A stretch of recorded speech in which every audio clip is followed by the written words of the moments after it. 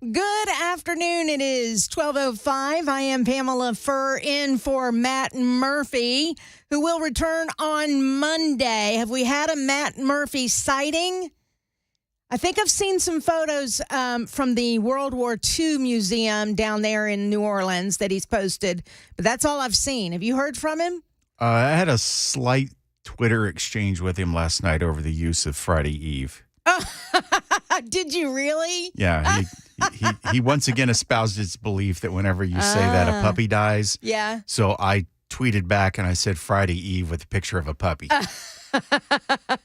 right, that is hilarious. Did he hear that you were doing it all day yesterday during the show? No, I was on the station Twitter, and Jody Barrett had said something about it being Thursday, and I said it's Friday Eve all week long on the @Matt Murphy show. Gotcha. So he saw that and responded. Gotcha. I understand now how this all played out. Well, we're all looking forward to Matt Murphy returning so that he can live Friday Eve with you next week. Right? Okay, there you go. Oh, yeah. Did a puppy just die? I'm so sorry. I love puppies. All right. I'm a cat guy, so I don't care. You know what today is? Today is, ladies and gentlemen, Freak Out Friday. Freak out. You freak. Say she. What is it? I mean, I point and nothing happens. There's a commercial that says if you point, things disappear. I'm pointing. Well, in this case, you pointed and nothing appeared. That's the tragedy of not having a touchscreen. The tragedy indeed. Anyway, it is Freak Out Friday, so anything you want to talk about, you are more than welcome to do so at 615-737-9986. 615-737-9986. That's the super text line as well. Coming up today on the program, it's Friday. So we're going to talk to Jay St. Clair at 1:05 this afternoon. And then at 1:35, I believe we're going to talk to Rhett Bryan a little bit, not a whole lot, but a little bit about football. The season, the professional NFL season begins on Sunday for me. I think it actually began last night. We won't talk about that with Mac Morey. However, we will talk about Titans football with Rhett Bryan from Titans Radio at 1:35 today to just kind of set the scene. They're going to be in New Orleans on Sunday. I wonder if Matt's going to stay there and go to the game and then come back. I'm wondering out loud if that's the case, but we'll talk a little bit about that. And then at 2:05 today, the author of the book Night Train to Nashville, it's the greatest untold story of Music City, Paula Blackman will be in studio, and we'll talk to her about the rise of R&B music here in Music City. Most people think it's country music, and it is. The country music made this city. That is true, but it's more than just country music. R&B music, gospel music, that's why we are called the Music City. Rock music has been not only performed here, but recorded here. There are rock musicians that swear by recording in Nashville studios. And there's a ton that live here. I mean, you got Vince Neil from Motley Crue, Mick Mars from Motley Crue, Tommy Shaw from Styx, Peter Frampton, Kid Rock. I mean, the list just goes on and on. And on. Yeah, absolutely. So we'll talk about, I'm a history buff, especially when it comes to Nashville history and radio history. And so, whoops, sorry about that. I'm holding up the book. That's what hit the microphone. Holding up the book for those who are on Super Talk TV. They can see it. Night Train to Nashville. You also see my Band-Aid, but it's the greatest untold story of Music City. And we'll have her in studio to talk a little bit about that and how her grandfather was right smack dab in the middle of it. Meanwhile, this headline just leaped out at me and punched me in the nose. I am not believing what I'm seeing. I'm not believing what I'm hearing. But here you go. The Biden administration is considering forcing migrants who cross into the United States illegally to remain in Texas while they wait out their asylum screening. Now, think back, if you will. I wish I had that doodly, music where you can think back. back in time music. Didn't Donald Trump have a policy called Stay in Mexico? And it was for asylum seekers. They stay in Mexico. They apply for asylum, but they have to stay in Mexico until their hearing. And then it's determined whether or not the United States will give them asylum or not. Didn't he have that policy? And isn't that policy one of many that helped with the overwhelming problem of illegal immigration in this country? I think so. And what was one of the very first actions of President Joe Biden the day he took the oath of office? He ended, did he not, the stay in Mexico policy? Wasn't that one of his executive orders? I think it was. Or at least he allowed it to expire. Regardless, it's no longer in effect. And that is Joe Biden and Alejandro Mayorkas. So what is he doing now? Because people like Eric Adams and others are complaining about all the migrants that are being sent to their cities. Now the Biden administration is looking at making it an executive order that they have to stay. They have to remain in Texas or whatever border state is sending them to other cities. Administration officials cite the proposed plan as a way to curb the flow of illegal immigration at the southern border. Okay, I can't help but laugh. Is that not the most ridiculous thing you've ever heard? Here's the way that you curb the flow of illegal immigrants at the border. Stay in Mexico. Make it policy. Stay there. We'll come get you if you qualify. The plan would force migrants to remain in Texas or possibly other border states by tracking their location through GPS monitoring devices, such as ankle bracelets, the officials told the Times. Now, I thought at one point some of our lawmakers said that was racist and that was wrong, and these are human beings, not animals that you track in the forest. The migrants would undergo an asylum screening to determine whether they can remain in the U.S. Officials have discussed working with local groups to provide housing for those migrants. Can I tell you something? Those border towns in Texas, they can't house them either. They don't have room for them either because they're already overwhelmed. How do I know this? I don't know this just by reading it. I've seen it myself. And I will tell you, even from a charitable standpoint, these organizations in these border towns here in the U.S. are overwhelmed. And when you're overwhelmed, when you're talking about humans just looking for a place to eat, sleep, pee, poop, shower, the basic human needs, it was overwhelmingly disgusting. I can't even tell you. I'm getting nauseous trying to describe it now. I cannot even tell you. At a Catholic Charities building in the border town that I had the opportunity to visit, thanks to Americans for Prosperity Foundation, I was overwhelmed by the smell. At one point, because Sister Pamela has a small bladder, I had to go. And I walked in where you go in this building that was housing asylum seekers. I had to turn right around. I've never experienced anything like that in my life.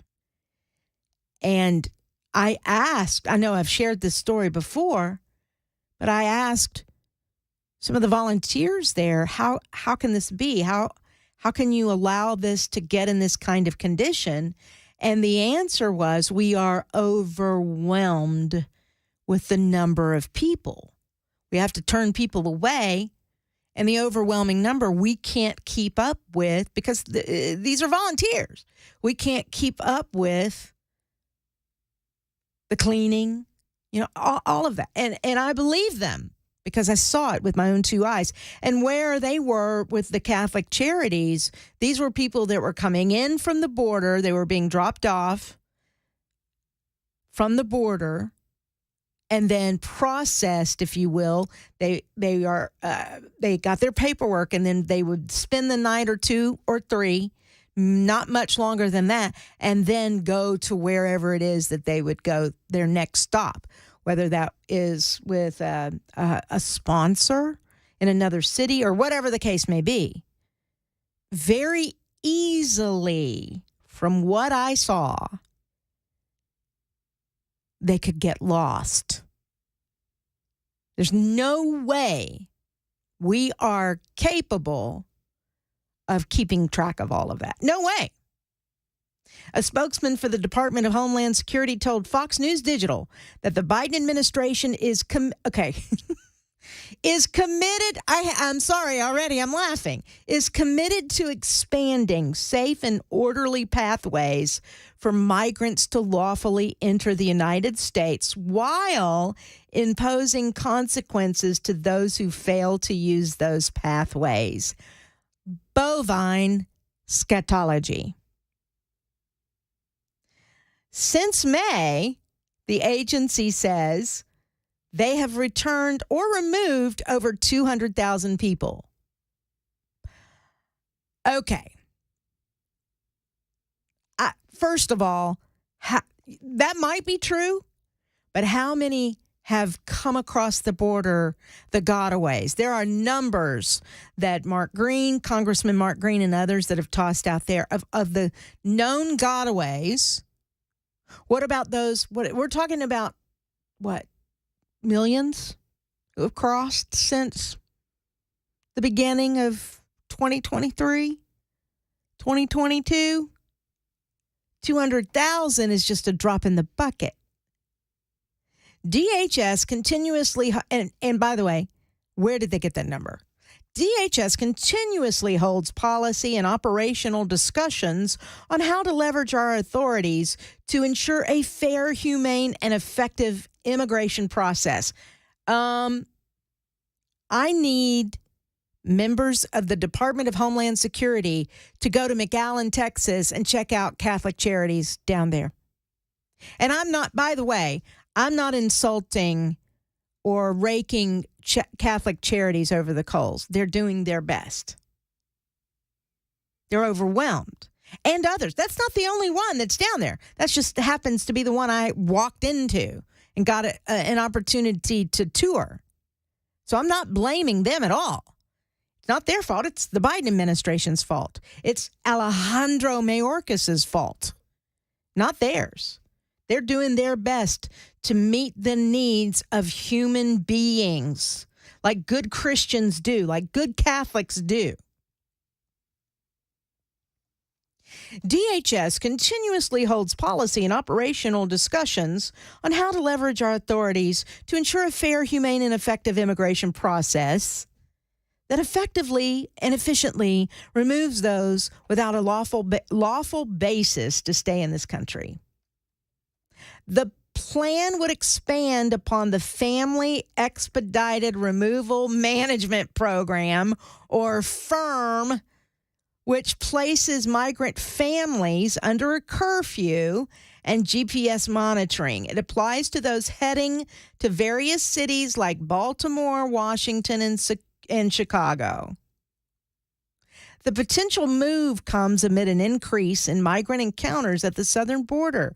Texas has also continued to feud with cities like Chicago and Philadelphia and New York, etc. Most recently, over Abbott's effort to stem the influx of migrants with floating buoys on the Rio Grande. A Texas judge, though, ruled on Wednesday, I don't know if you heard about this, that those buoys must be removed no later than September the 15th. In addition to the floating barriers, Texas has operated a busing program to transport migrants to so-called sanctuary cities. And I think, honestly, that's why the Biden administration is considering this new rule, this new order, if you will, because Eric Adams and others are now pitching fits even louder than they were before. Many of the targeted cities have become overwhelmed and continue to struggle with providing resources to the migrants. So does Texas. So does Florida. So does Arizona, New Mexico, California. So wouldn't it make sense to say, stay in Mexico till we can process you and have your hearing? Wouldn't that make sense? Los Angeles leaders recently voted to sue Abbott over the program. And New York Mayor Eric Adams, instead of saying, hey, Mr. President, close the border, he's demanded that Biden expedite the work permitting process for migrants so they could support themselves rather than take up city and state resources, housing them in shelters. So I wanted to make sure that you heard this story. Again, the headline, the Biden administration is considering a plan to force migrants to remain in Texas. It's 12:21. It's Freak Out Friday. I'm Pamela Furrs on Super Talk 99.7 WTN.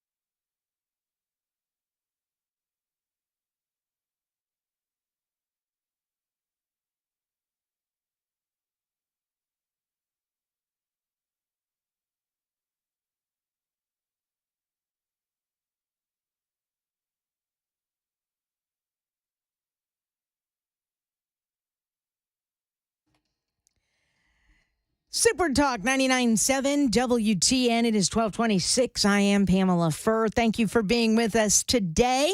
Filling in for Matt Murphy on the Matt Murphy Show.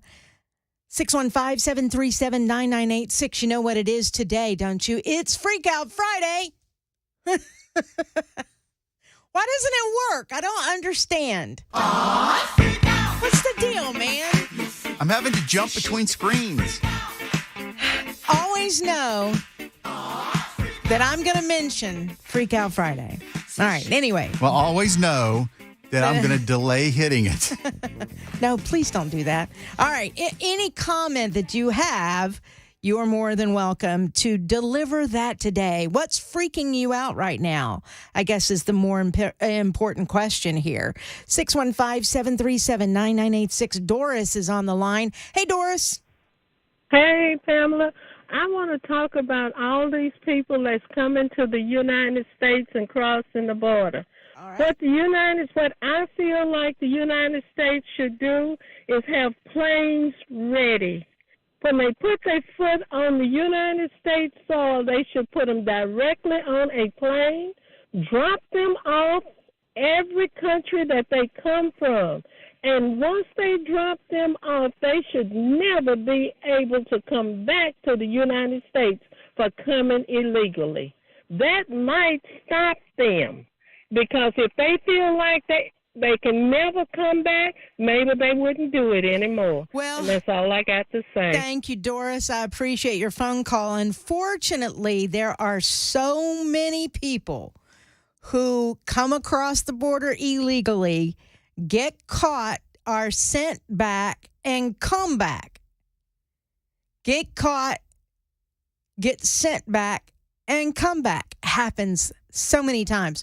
You know, there is a manhunt on for a criminal in Pennsylvania. I don't know if you've been following that story, but that's a story of an illegal immigrant, an illegal alien who was convicted of murder, I think it was, and escaped. And now everybody in that Pennsylvania town is on edge because they haven't found him yet. How many of those potential problems do we have in this country? 615-737-9986. Let's go to Michael, who's on the line. Hey, Michael. Hey, Doug Sattel. Okay. 615-737-9986. That's that wingnut who always calls and wants to talk about his, he's a conspiracy theorist. Oh, gotcha. All right. Diane in Smyrna. Hi, Diane. Welcome to the Matt Murphy Show. You can turn her up. Diane, are you there? I guess she's gone. How about Mona? Mona, you're on the line. Hi, Mona. Hello. Hi. Freak Out Friday. What's freaking you out? Well, what's freaking me out is if these facilities are so nasty at the border, why can't the immigrants clean them? Good question. Why do they have to? Well, I will say this. I mean, I don't know if even the supplies are there either, but that's a very good question. Clean the area that you're living in temporarily. Yes. I'm with you. Okay. Thank you so much. Why can't they? Why don't they? Why don't they require them to do so? Good question. I'm telling you, it was awful, awful, awful. It's 12:30. I'm Pamela Furrs on Super Talk 99.7 WTN.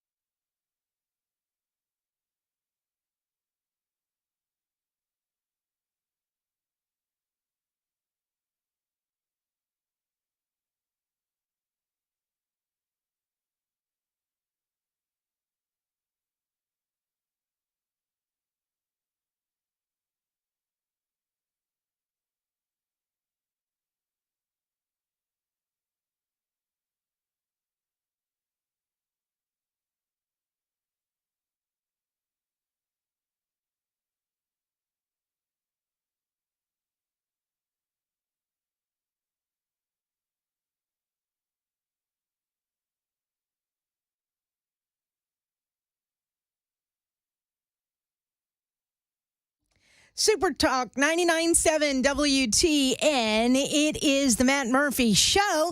I'm Pamela Furrs. Glad that you're on board today. Don't forget, we'll have attorney Jay St. Clair coming on at 1:05 to discuss the 14th Amendment. I want to hear a legal perspective there.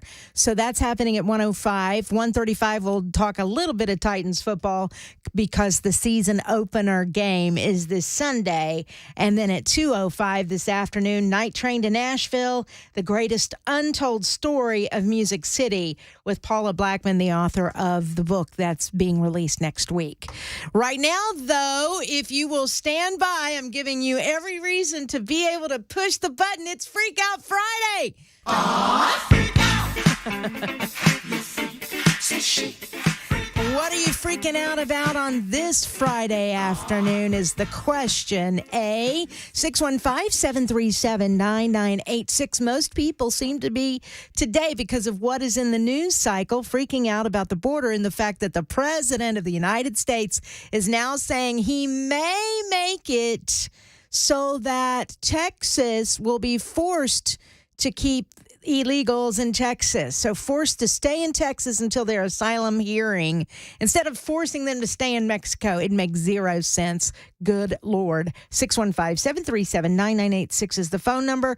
You can also super text us there as well. Let's go to Diane, who's on the line. Hi, Diane from Smyrna. Hello. Hello. What are Can you hear me? Yes. What are you freaking out about today? The border, the population cannot, the world cannot fit in the United States. Right. We don't have enough land. Right. There's not enough doctors. There's not enough jobs. There's not enough land. People wonder why there's so much traffic on the road. Right. It's just not right. Yep. The border needs to be closed. Yes, ma'am. Thank you very much for your phone call. Let's go to Doug in Nashville. Hey, Doug, welcome to Freak Out Friday. Thank you. I'm not freaking out, but a couple of things. I could solve the problem with the border within 3 months. And this might sound gruesome, but put a minefield down there. Don't other countries protect their border? Why shouldn't we? And I have a question. Why is it that the people coming up from the border can be illegally, and then those, I have a wife, a sister-in-law, and a brother-in-law that came here legally? Right. It costs lots of money. Ask somebody that's from Vietnam how long they waited to come here. Some people wait 10, 15 years. Yeah. But you put a minefield down on the border, I guarantee you it'll solve the problem. Doug, And I don't disagree. It would solve the problem. I don't know that I'm ready to just blow up people who are you wouldn't have to. So let you me put a sign out there. You put a sign out All right, there. I'm going to put you on hold because I'd like to be able to finish my sentence. I understand your passion, and you're more than welcome to respond, but let me at least finish. So I don't know that I am ready to blow up people who are just looking for a better way. Now, they have to come through here, in my opinion, legally, but I'm not ready to blow up children who may stumble upon a landmine by accident. All right, go ahead. Well, you wouldn't have to continue to kill people. You put a sign out there, and people put it in 29 different languages, 49 different languages. The message would get out. Okay, we need to quit pussyfooting around and take care of the problem before we don't have a country to take care of the problem. All right. Thank you, Doug. Thank you. I appreciate your phone call, 615-737-9986. Let's go to Jim in Coffee County. Hey, Jim. Yeah, I kind of think along those same lines. In the United States Constitution, Article 1, Section 10, it gives the states the authority to commit war without permission of Congress on invasion. And I've called Governor Greg Abbott's office. What they've got to do is have the gonads to do what's necessary. During the riots of 1968, when Martin Luther King got killed, every major city in the country was on fire because of looters and firebombing, except Birmingham, Alabama. They put National Guard's been on every street corner in Birmingham, Alabama, and every 15 minutes they warned that any looter or firebomber would be shot. And there wasn't one looter or firebomber in Birmingham. One of the things that I don't understand, Lee, thank you very much for your phone call. I have never understood this. So we've been sending National Guard troops to the border states, right? Every state in this country has been sending National Guard troops. We have some there from Tennessee. But they don't have any kind of police authority.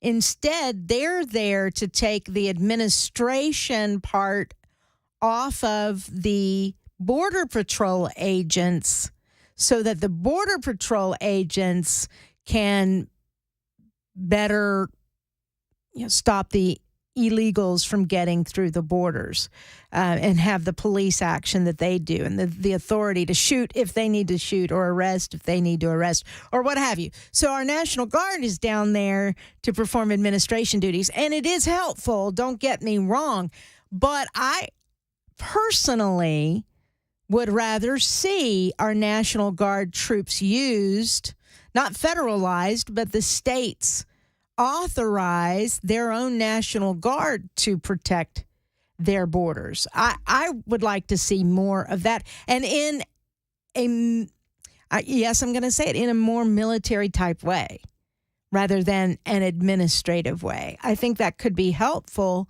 with the overwhelming numbers of illegals and migrants and asylum seekers that we have crossing our borders.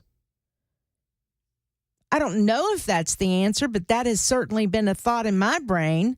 Or use the military to take out the cartel there in Mexico. You cut off the head there of the snake, as they say. I think that would be more effective, personally.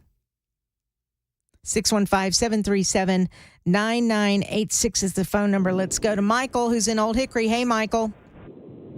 Hello, Pamela.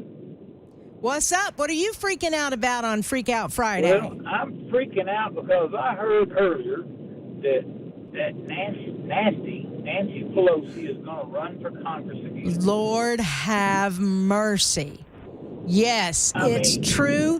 She made the announcement today, Michael, that she is indeed going to seek re-election for Congress. We're talking about the border wall. She's part of the problem of that border wall. She's a part of a lot of problems when it comes to this country. Back to San Francisco, because her teeth are going to fall out completely.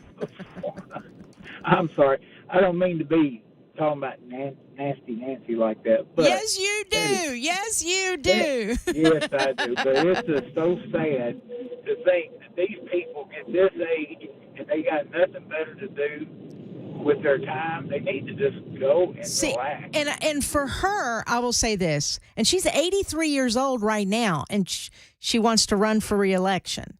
So she'll be 84 next year if she wins her re-election bid, right? So then that gives her 2 more years. So she will be 86 if she wins and serves out her term. And by the way, it will be her 20th term. 20th term. Now, I don't have a problem with 20 terms if they are effectively representing their people that voted for them. I don't have a problem with an 83-year-old running in the next year, and then so it'd be 84 next year, and then 2 more years, that's 86 years old. I don't have a problem with that if she has all of her faculties about her, right? And they're not wheeling her around. There are times I'm not so sure she's all there, and I'm just being honest. And I don't mean from a policy standpoint. I just mean in general. Some of the conversations that she has. Oh, would you stop? You've done plenty of day drinking, too. Not on the air. Not when there's a camera present. Not that you can prove. Not that you know of. But I will say this. By the time she's 86, that could all change. For her, though, it's not about I mean, we know this based on her past actions. For her, it's not about serving her people well. For her, it's still about power. For her, it's still about keeping a Democrat in that seat. For her, it's still, even though she's no longer speaker, and even though she is not the minority leader, for her, it's still playing in the, sandbox with people who still want power. It's all about power. It's not about her people. I'm not for, we talked about this yesterday, I'm not for term limits. I'm not even for age limits. Like I said, if they're serving their people well. But I think at some point, it would behoove Congress to discuss the idea of a cognitive kind of test. I really do. A cognitive kind of test to make sure whoever is in that seat understands the questions, they understand the job, they understand their name, they understand who's president of the United States, can tell time better than Sister Pamela can, those kinds of things. It's important. I venture to say there are many members of Congress that would not be able to pass the test. Fetterman, excuse me. Feinstein, excuse me. Good Lord. 615-737-9986. Let's go to Derek, who's been waiting in Gallatin. Hi, Derek. Welcome to Freak Out Friday. Well, thank you so much. You're so welcome. I'm 100% Army disabled vet. I spent 14 years active until they put me out to pasture. We can solve the immigration problem, take every able-bodied man, make them a rifleman in the military. That'll bring our battle status up to par 1. The other ones that can't do military, make them into civilian support, physical therapy, administrators in the emergency room. They got the language, they can write and read, hopefully, but that will, and make them do it for a minimum of 6 years. Let them earn citizenship. They have got to complete this task. At the same time, we'll be able to get all the venting we need. And if we're going to fight the cartels, hey, we've got inbred intelligence at that point from the people that we put to work. There are a lot of people that advocate for making them earn citizenship by serving in the military. There are a lot of people that advocate for that. Thank you, Derek, for your phone call. I appreciate that. Have a good day in Gallatin, and thank you for your service to our country, my friend. You're more than welcome. It was an honor. Go Trump! Have a good day. Happy Speaking Friday. of day drinking. I want to be that guy. It is 12:48. We'll go ahead. We'll pause here. Phone lines are almost completely full. I think we have 2 lines open for you if you want one of them. 615-737-9986. It is Freak Out Friday on Super Talk 99.7 WTN.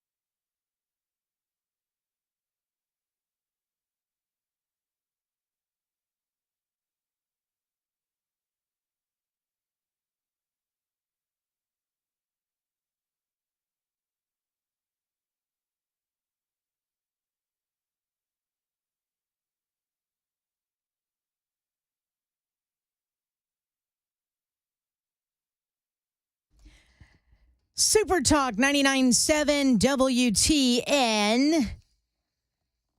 I am Pamela Furrs. Glad that you're here today. Jay St. Clair, attorney extraordinaire, coming up at 1:05 to talk a little 14th Amendment this afternoon. And then we have at 1:35 talking a little Titans football. And then at 2:05, we're going to talk a little R&B music and the history of R&B in Nashville, Tennessee, and Music City, USA.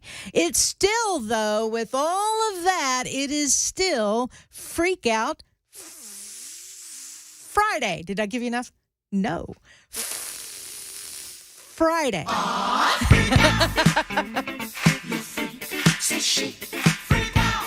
What are you freaking out about today is the question. 615-737-9986. 615-737-9986. You can call or you can super text us. We've got Amy in the borough.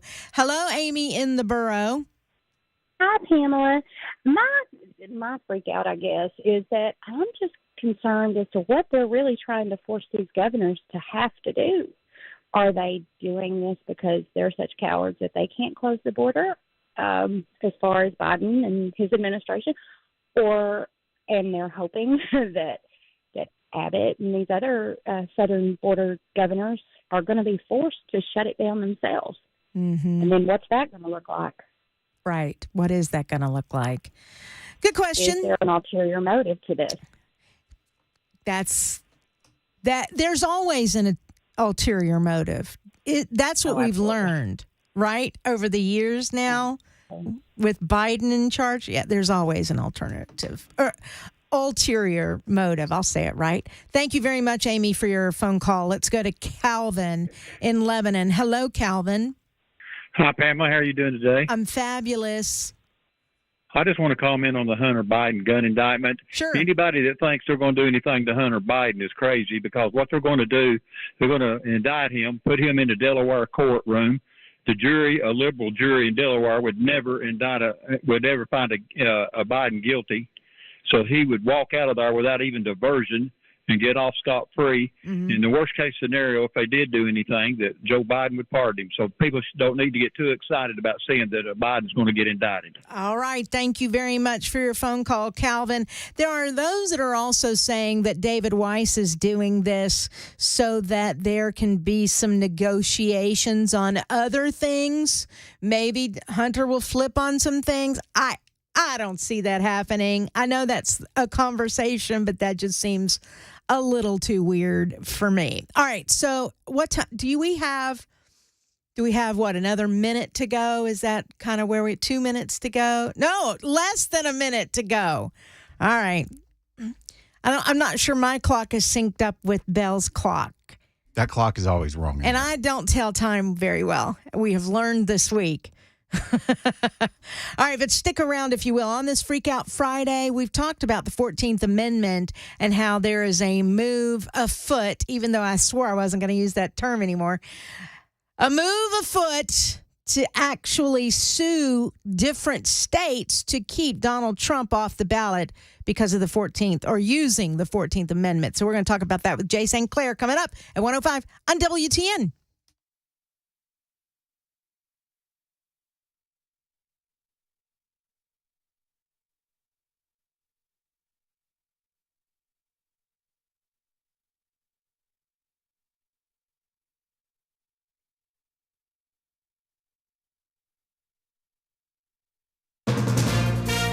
From ABC News, I'm Michelle Franzen. The grand jury in the Fulton County, Georgia racketeering case recommended charges against more people than the 19 defendants already charged with, including former President Trump. The grand jury report released today shows Senator Lindsey Graham, along with then-Senators Kelly Loeffler and David Perdue, and former Trump security advisor Michael Flynn were on the list. ABC's Aaron Katursky has more. This was a special grand jury that only had the power to suggest, but it does show that this was not necessarily unanimous for every defendant. Even former President Trump, there was at least one holdout who did not recommend charging former President Trump. Maybe the defense can hang their hat on something in this report. But more to the point, there's a lot to do because we're only 40-odd days from the first scheduled trial of two attorneys, Ken Chesebro and Sidney Powell. On Capitol Hill, Senator Lindsey Graham responding to the report, saying he made calls after the election to Georgia officials, but did not do anything wrong. I voted to certify the election. To suggest I'm part of some grand scheme to overturn the election makes no sense. She's in. Nancy Pelosi announcing she's running for re-election in 2024. ABC's Brittany Shepard has details. Pelosi first announced her intentions to run again with volunteers at a fundraiser in San Francisco Friday, before spreading the news via tweet. Pelosi was the first woman elected Speaker of the House and has repped her California district for more than 35 years. And the 83-year-old makes her bid as Washington faces continued criticism of the age of leadership, both on Capitol Hill and in the White House. Extreme heat keeping its grip on much of the country this week from the Southwest to New England. Schools once again modifying class times or switching to remote learning. And Hurricane Lee, fueled by the warm Atlantic waters, now churning toward the Caribbean. The monster storm slightly shy again of a Category 5 hurricane. You're listening to ABC News.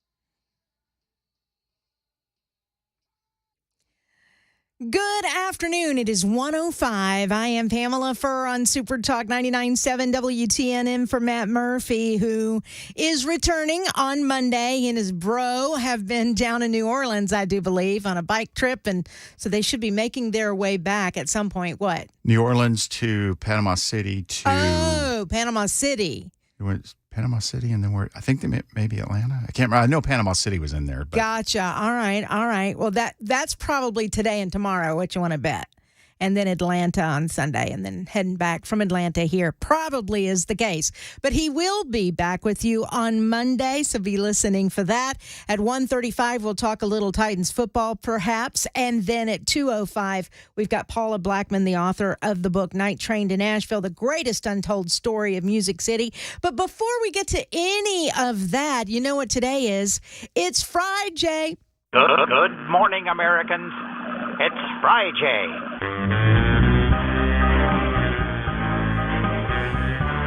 It's Friday. That's right. I get the opportunity to speak with the one and only Jay St. Clair from Birmingham, Alabama. Hello, Jay St. Clair. Hey, Pamela. How are you today? If I were any better, I think I'd be Bale. God, You're that bad off? Man, life would be good then. See, because of, I won't get into the reasons why. At any rate, I'm glad you're here, my friend. Now, how is your dog? Is it Olivia? I know it's Olivia. How's Olivia doing? Yes, my Secretary of Homeland Security. Excellent. All right. The one reason why I wanted to have you on today, the conversations have been taking place in these last couple of days about the 14th Amendment. And I never honestly thought I would live to see the day that someone was going to try to use the 14th Amendment against a former president who's running for office to become president yet once again. So there's a move afoot, I'm using that antiquated word, afoot, by a group out of Washington who is suing on behalf of a few voters in Colorado to have Trump's name removed from the primary ballot using the 14th Amendment. What are your initial thoughts on that from a legal standpoint? Well, I've got a lot of thoughts. It's fascinating. And frankly, my first thought's not legal, it's political. So that's more in your arena than mine. Mm-hmm. What is it about Donald Trump that just drives the other side crazy?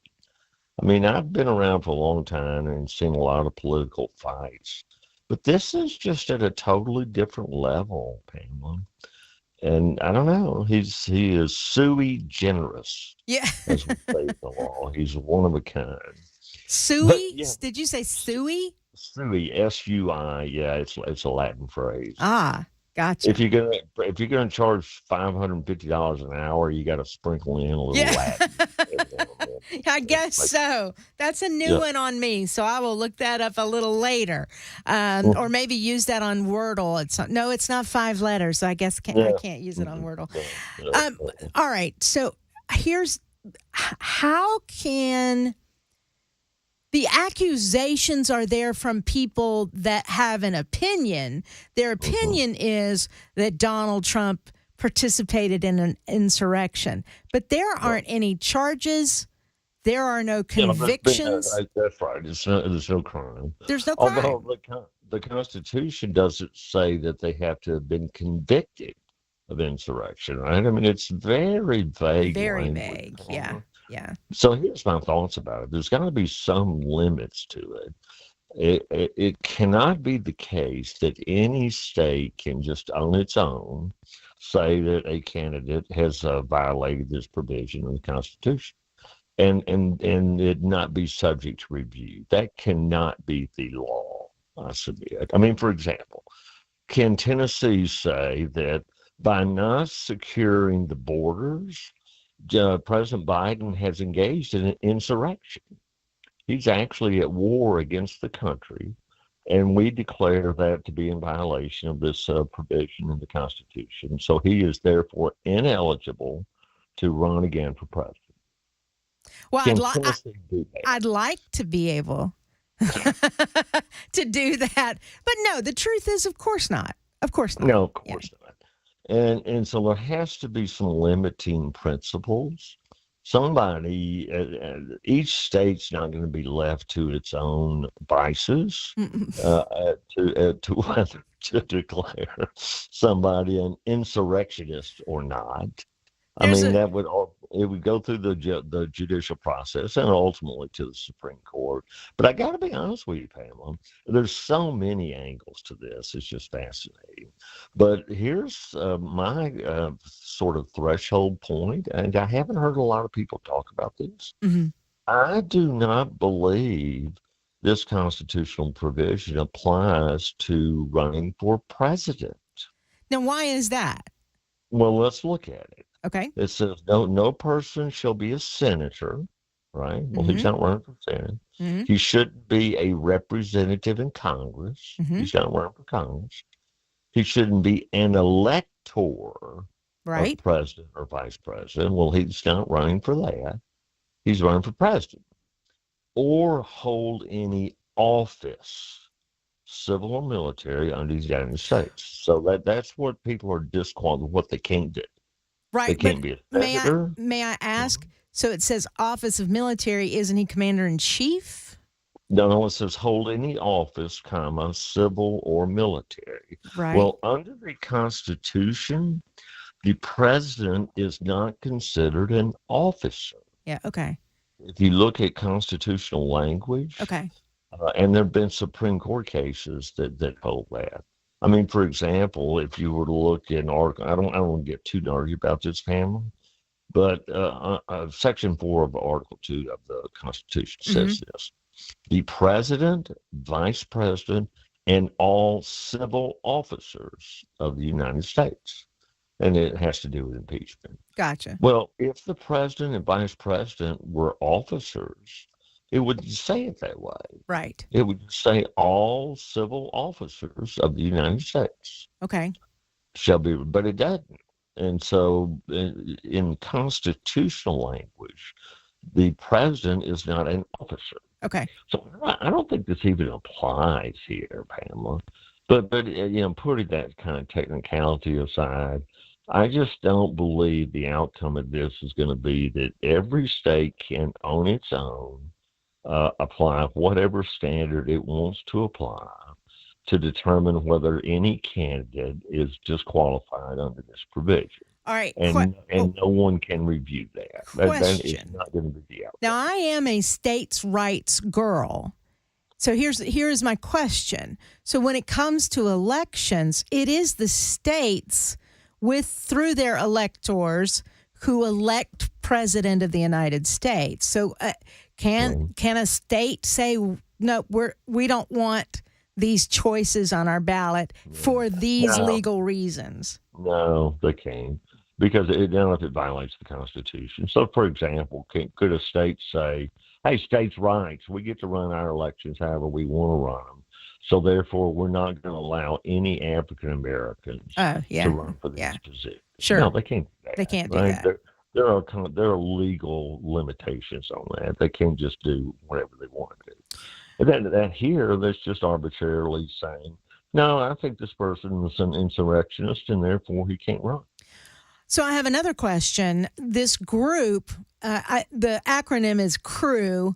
I don't have in front of me what that stands for. They're a Washington-based group suing on behalf of Colorado voters.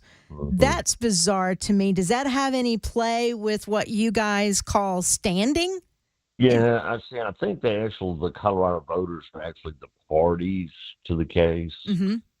And so they're trying to get standing that way, even though they're funding the case. Now, whether these individual voters have that standing or not, frankly, depends on Colorado law. I was reading about this morning and anticipating you might ask me about it. and a number of states, there's actually been some other people around the country that have been kicked out of office on this basis. And but in those states, there's a provision in state law that says any voter can challenge the qualifications of any candidate for office. Now, whether Colorado law says that or not, I don't know. But there is, if it doesn't, there's an issue of standing there as well. But I think that ultimately, like I say, I don't even think this applies to president. Yeah, but what if they you can just do what they want to do? Well, you may have, a lot of liberal kinds of people in Colorado, judges and whatnot, that may look at this and say, indeed, he participated in an insurrection, so therefore this can move forward. I don't know. Do you think possibly they're just doing this now to see if it even sticks? Because I thought long ago that the primary, it was the parties that got to decide what was on the ballot, not the states. And I guess I'm wrong on that. Well, no, it's a little bit of both. It's kind of a partnership. But here's the other part of it, though. You're talking about standing. The other part of it is ripeness. They're saying he can't even be on the ballot. Mm-hmm. Well, but he's not yet president, so, right? I mean, what if he doesn't win? Then it didn't matter. True. So, I mean, I can see a court saying, no, he could be on the ballot and he can run, but maybe we're only going to look at this as if he gets elected. I mean, that's one way that they could dodge dealing with it. But if a state were to say, yes, we believe he has engaged in insurrection as defined in this part of the Constitution, therefore we are disqualifying him from running, I believe that case would get to the Supreme Court very quickly. And I believe the Supreme Court would not let that stand. Gotcha. Well, I mean, certainly there are attorneys everywhere who are calling up the Donald Trump office going, you can hire me. I'm available. He's got a ton of attorneys on the payroll. Well, you say that like it's a bad thing. Well, he can't. I mean, lawyers are people too, Pamela. We got to eat lies. Just like everybody else. Lawyers got to eat. I don't know if you just heard Bell. He just said that lies, all lies. I don't know. Here's what I do know. It seems to certainly be. It's interesting to me. It's fascinating to me because I'm, again, states' rights girl. So I like to dive down in there. But the truth of the matter is this has to be some sort of distraction. And to keep piling on to Donald Trump so that he's more focused on all of these lawsuits as opposed to actually focusing on running for office. That's what it seems like to me. No, I get it. But you're talking about states' rights, and I get exactly what you're saying. I think I feel very close to where you feel on that. But here's the difference here. States have rights so long as it does not affect other states. Right? I mean, each state can decide what the rules for marriage will be. Right. Or each state can decide what their drinking age will be. Right. Or each state will decide what their speed limits will be. Well, that doesn't affect other states. Here, they're trying to disqualify someone, if in effect, from a national election. It's one state trying to drive the whole country. And that goes way beyond the concept of principle in my mind of states' rights. Of states' rights or sovereignty or that sort of thing. I mean, if they want to do that, in fact, there was a case, it was the same group was behind it. I've forgotten where it was. It was somewhere in the Midwest. And it's a guy who ran for a state office, a local office. I'm a constable or something. Well, he got kicked out under this provision, and this group funded that. Well, okay, that's fine. Back when we were talking about gay marriage, that I made the point on that show is that, well, look, we've talked about states' rights a lot in the South. Well, this is states' rights. And if California wants to have gay marriage, then that's states' rights. Well, so but suddenly the Supreme Court said nope. And allowed for gay marriage and overruled. No, that really surprised me. Yeah, me too. And yep. Supreme Court doesn't always get it right, in my opinion. No, nobody bats 1,000. Yeah, exactly. All right, we need to take a break here. Let's do that. If anybody has a question for Jay St. Clair while I have him and while I have his attention, you can super text us if you want to, 615-737-9986, 615-737-9986. I'm assuming, Jay, you can stay with us through the next segment. Is that true? It'll be a short one, but... I will stay as long as all legal questions get answered. All right. Thank you very much. I'm going to put you on hold right there. Jay St. Clair, he is the brilliant legal mind and a friend of Matt Murphy's. So we had him on, or we're having him on Friday here on Super Talk 99.7 WTN.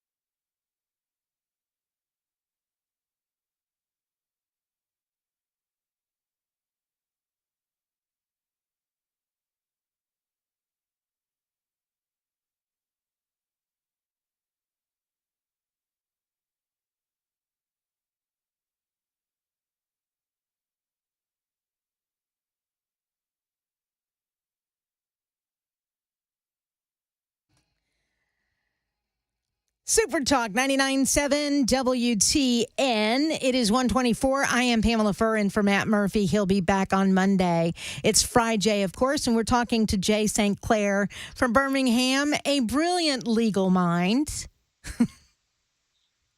Right? You're brilliant. I think you're brilliant. Is that wrong of me to say out loud? No, you're asking for my opinion of myself. I think I am. I am. He's worth every dime he charges. Absolutely. I'm the smartest lawyer I know. All right, that's funny. All right, we do have some folks who are asking a couple of questions here while I have you. One is asking, is there any way to beat an eminent domain case? I'd like to know more facts, but here's the deal. This is an important legal concept. There's never been a horse that couldn't be rode. There's never been a rider that couldn't be throwed. So, yes, you can win a legal case. Can your eminent domain case be won? I have to know the facts. Yeah, it depends on the case. But, I mean, if what you're saying is, can you not have to sell to the government? Well, it depends on what they're building and why they want your property. Or if you're talking about how much money are they going to give you, well, that certainly can be won, right? I mean, that's a matter of negotiation. I bet your question really is, can I keep from having to sell my property to the government? You can. They're uphill battles, right? I mean, if they're building a highway right where your house is and your house is right in the way, you're probably not going to get that. So I'd have to know the facts of your particular case. But don't just give up. Never give up. Be like Donald Trump and go hire a bunch of lawyers. Fine. Spoken like a true lawyer. Well, now, speaking of which, 1973 is asking the question, can Donald Trump sue any of these people for defamation of character when they say he's guilty of insurrection? He can. I mean, and of course, you can sue anybody. I think that your question really is, can you sue him and win? And he can maybe prove it's a false statement, but to prove a defamation, you got to prove damages, right? That what they're saying is costing him money. Well, it's probably not. He's probably making money off of it. I mean, don't tell how many millions of dollars he made off that mugshot. Right, and, which also brings up a question. I didn't mean to interrupt you there, Jay, but I am interested in who owns the copyright to that mugshot. And I know there's been discussion out there. Is it Donald Trump or is it the Fulton County Sheriff's Office that owns? Or nobody. Yeah, is it public or fair use? Right. And so here's what I believe about that. You and I talked about that a little while back, and I looked into it. I could not find anywhere in Georgia law that says that they will copyright. Here's the deal. When somebody creates something, they own the copyright from the moment they create it. Correct. They don't have to file anything with the Copyright Office. Correct. That is theirs. But if they want to sue somebody for infringement, that's when they have to file it. And so in the common law sense, the whoever took the photograph owns the photograph, the image, but they can't sue somebody for using it unless they file it with the Copyright Office. I don't believe they file them. But now there's also this. Trump owns his image, and it's generally illegal to profit off somebody else's image. I can't take a picture of you. Well, I can take a picture of you and then go sell it. I wouldn't recommend it. But it's illegal. Right. And you can sue me for any problem. It'd be like it's bootleg recording. Right. So Donald Trump can make all the money he wants off of it, but if another organization decides to take that same photo and sell it, they're going to get a cease and desist letter real fast. Yeah, and he can sue them for profiting off his likeness. Interesting. All right, I have one more question for you before we have to end this. This is from 1228, sending in this super text. The question is, can Jay and Pamela go on a date? Well, it's funny you say that because I think Pamela invited me to come up and have brunch at a trendy downtown Nashville restaurant. Indeed. And I think that's been about a year ago. Happy anniversary. It has been about a year ago. And I don't know that was a date. It was a get to know each other. It was a let's say hello. It was a business meeting. It was a business meeting. Yes, of a broadcaster and an attorney. Yes, indeed. Because she had been hearing me on the radio, and then Matt said, "Hey, there's somebody here that really likes your voice." It's true. It's true. So there you go. There's the answer to your very, very nosy question. 1228.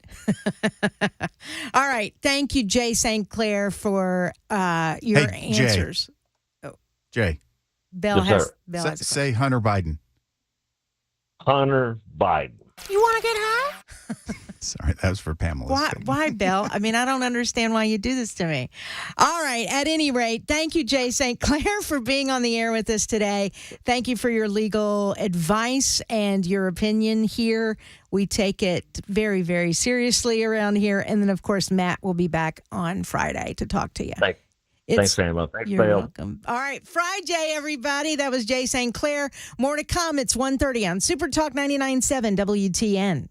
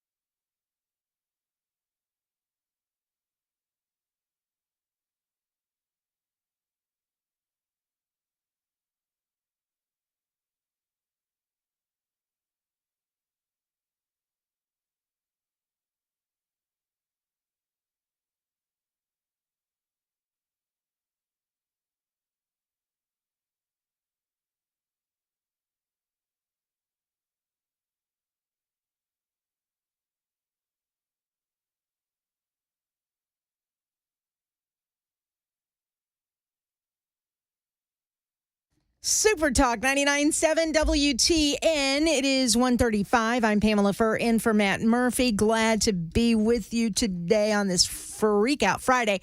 Now, one thing we're not freaking out about, I don't think anybody's freaking out about, it's football season, baby. We're back. And we've got Rhett Bryan in the studio from Titans Radio to talk a little bit of Titans football with us because the season officially, it started, last night? It did. Yes. Not very well for the Kansas City Chiefs, but if you're a Detroit Lions fan, you're very happy. It was very good game. Pam, this is one of the great, if you're a sports person, and in particular football person, this is the weekend where synergy is so perfect for that because Friday tonight's high school football, college tomorrow, NFL on Sunday, and then Monday night, here we go. Here we go. Yeah. So I'm glad it's back. It feels like everything is right with the world once again. And of course in your world as well. Yeah. All right, so the Titans are heading to New Orleans to take on the Saints. They don't play them very often because obviously they're in a different conference. We play those guys about once every 3-4 years. And it's weird because the Saints are a lot like the Titans in some scenarios. They both finished 7-10 last year. And we know, the Titans were 7-3 at one point and then lost every game from there on out, 7 straight losses. And so not only did they have an identical finishing record, but they had problems with their offense and in particular scoring. They didn't score a lot. Titans didn't score a lot, especially in the second half. Injuries were an issue, and they've got a new quarterback. So, who's their new quarterback? Derek Carr, who they brought in from the Raiders. Gotcha. Now, Dennis Allen is the head coach. He knows Derek Carr very well. They both Gotcha. spent a lot of time in the Raiders organization. Gotcha. And so he's there, and they've got a lot of weapons on offense. The big thing in this game is that this New Orleans Saints offensive line that they've rebuilt, and that's another thing that's in common with the Titans. They just hadn't spent the draft capital on it. They spent 4 number 1 picks on their offensive line to get it right. And so Jeffrey Simmons and Danico Autry and Tierre Tart and all these guys on the Titans front need to win this battle up front against these young guys who are high draft picks. Conversely, the Titans offensive line has 4 of 5 new starters. The one holdover is Aaron Brewer, who was just named team captain the other day, and he moves from left guard to center in this. And they're going against an older, veteran, very wise defense. I think probably 7 of their 11 starters on defense are over 30 years old. Oh, wow. Okay. So they this is not their first rodeo. Right. So again, the war of attrition, the war of everything starts in those trenches, both between offensive lines and defensive lines.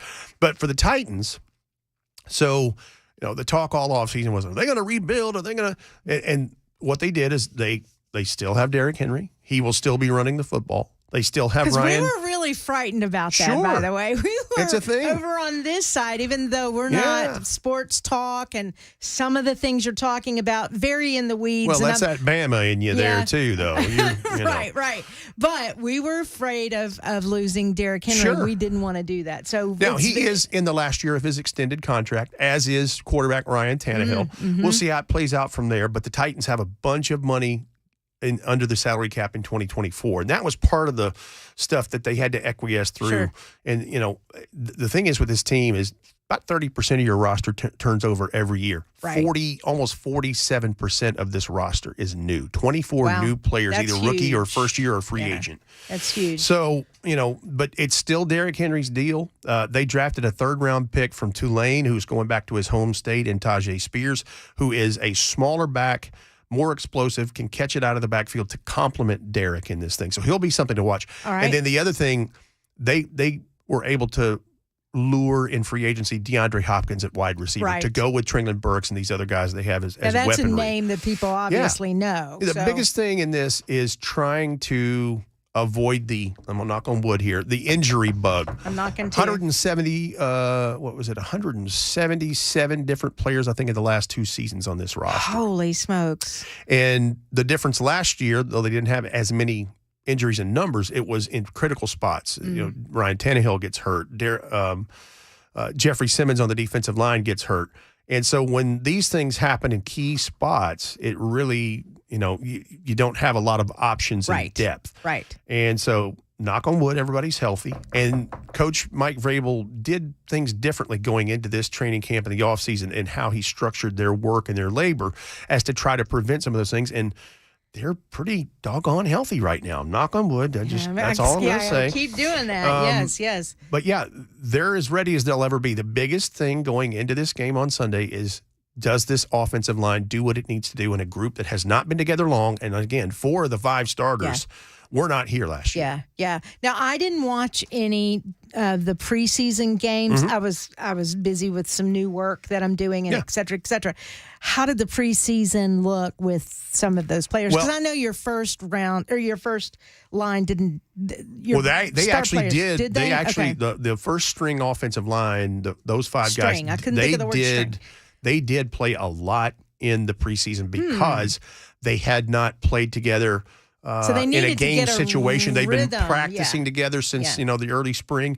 But they needed this cohesion. They needed that was aided in trying to put all this together in the preseason so that it aids them and gives them a dividend to pay on Sunday because you need everything you can get like that. So the guy to your left and to your right are going to take care of you. And but no, the preseason, not a lot of guys, not a lot of stars. I mean, Derrick Henry didn't see the light of day, and you don't want him to. You wanted to see him on Sunday, right? But a lot of the first-year guys and rookies and young guys got a lot of playing time in that before they made final roster cuts to get down to the 53 players. Good deal. So. What team, besides the Titans, what team for you is a team to really watch this year? It's weird because we just started the segment talking about Thursday, last night's regular season opener, as the Detroit Lions went to Kansas City and shocked them and left with a 1-point win. I know. Matt Morey, a big Chiefs guy back there, is lamenting. But of all people, the Lions. But where lamenting, Mac, he's crying in his milk. Okay, well, Bell, that's right. Crying in his milk, that's right. But Mac and I were talking about this yesterday prior to the game and some conversations before. The Detroit Lions are a team that is going to be fun to watch this year, and some have them picked to win their conference, the NFC. Kidding. They have a coach in Dan Campbell who is a lot like Mike Vrabel, a former player, hard-nosed, big guy, physical style, physical coaching style, a players-type coach, and they have a lot of traits in that organization that remind me of the Titans. I didn't know that they'd go in and win in Kansas City last night. I thought they had a good shot with their star tight end and Travis Kelce being out, Patrick Mahomes' favorite target. But they're a team to watch in this because in the NFC, it's not quite as stacked as the AFC conference is in terms of quarterbacks and field. And in the NFC, Aaron Rodgers now is a New York Jet. He's over in our conference. Right. So that division outside of Minnesota could be up for grabs. So they're going to be something to watch. They finished 7-9 last year and just barely made the playoffs. Missed the playoffs, I should say. Right. And but that would be one I would watch. And for everybody, now Mac Morey is smarter than this, but everybody in Kansas City, they're done. They're done. No, hold on. They still have Patrick Mahomes. Calm down. Calm down, everybody. It's not like they went 16-0 last season. No, but they are the defending world champions. Right, but that's what I'm saying is they won the Super Bowl, but they weren't 16-0 in the regular season. They lost a couple games then and still became Super Bowl champs. And Bell, here's the thing. You bring up the most valid point out of all of this is in the National Football League, because things have been different since 2011 when they reorganized the collective bargaining agreement and how many padded practices they have in the offseason and how many hours that the players have to be in the building. Those are the things that the Players Association bargained for. And the byproduct is between that and only having 3 preseason games and the guys not playing as much in those games, you get sloppy football in the first month of the season. Yeah. And week one, we always say this, week one is a liar. Ah. You never know what's going to happen in week one and how it ends up being something that is a launching point for a team or a one-game outlier and that they didn't end up not being as good as you think they are and being terrible. It's like, how did they beat so-and-so in week one? And because it's a liar. Right. You just and the other thing is you have all off season to prepare for that opponent from the day that the schedule comes out in May. You've got that long over the summer to get ready for this first. You don't have that these next 16 games after Sunday. Right.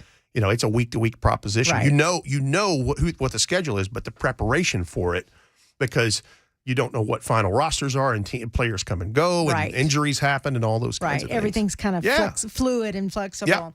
All right. It is 1:45. I am Pamela Furrs in for Matt Murphy. We're talking to Rhett Bryan from Titans Radio. Let's get off the NFL side. Okay. Since you're a sports guy, football guy, I got these guys in here in the studio.